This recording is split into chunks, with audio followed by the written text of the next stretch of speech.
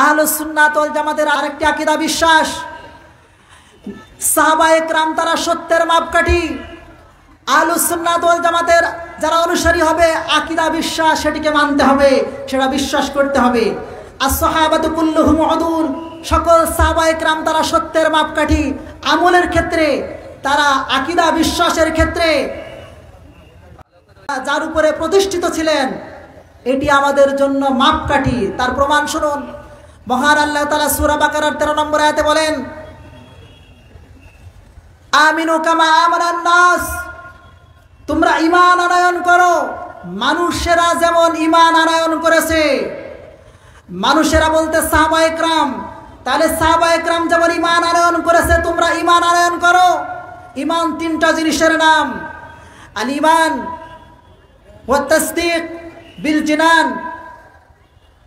ঈমান হলো অন্তরে বিশ্বাস স্থাপন করা, ওয়াল ইকরার বিল লিসান, মুখে স্বীকার করা, ওয়াল আমাল বিল আরকান, এবং আমলে সেটাকে পরিণত করা, অঙ্গ প্রত্যঙ্গের মাধ্যমে আমলে পরিণত করা। এই তিনটা জিনিসের নাম হলো ঈমান। তাহলে আকীদা সাহাবায়ে কেরামের যেমন আকীদা বিশ্বাস, আমাদের আকীদা বিশ্বাস তাই হতে হবে। সাহাবায়ে কেরাম মুখে যেভাবে স্বীকার করেছেন সেটা স্বীকার করতে হবে। সাহাবায়ে কেরামের যেমন আমল, সে আমলকে বিশ্বাস করতে হবে, সে আমল করতে হবে। তাহলে এই আয়াত অকাট্যভাবে প্রমাণ করে যে সাহাবায়ে কেরাম তারা সত্যের মাপকাঠি, আমলের ক্ষেত্রে তারা মাপকাঠি। কথা ঠিক কিনা?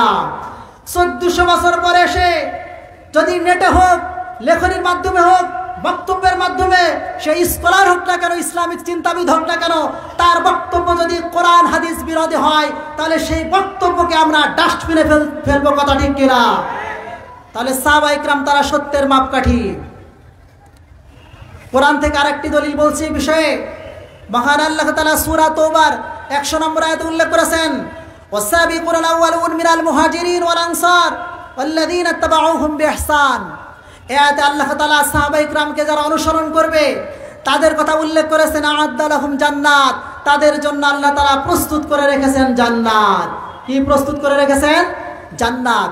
তাহলে সাহাবায়ে কেরামকে যারা অনুসরণ করবে তাদের জন্য আল্লাহ তাআলা প্রস্তুত করে রেখেছেন জান্নাত। তাহলে জান্নাত পাওয়ার ক্ষেত্রে সাহাবায়ে কেরাম আমাদের জন্য অনুসরণীয়। কথা ঠিক কিনা? এবার আসুন, সাহাবায়ে কেরামের আমল যে মানতে হবে, শুধু নবীজির হাদিস মানলো, সুন্নাহ মানলো, সাহাবায়ে কেরামের আমল মানলো না, তাহলে আহলুস সুন্নাহ ওয়াল জামাতের অনুসারী হওয়া যাবে না।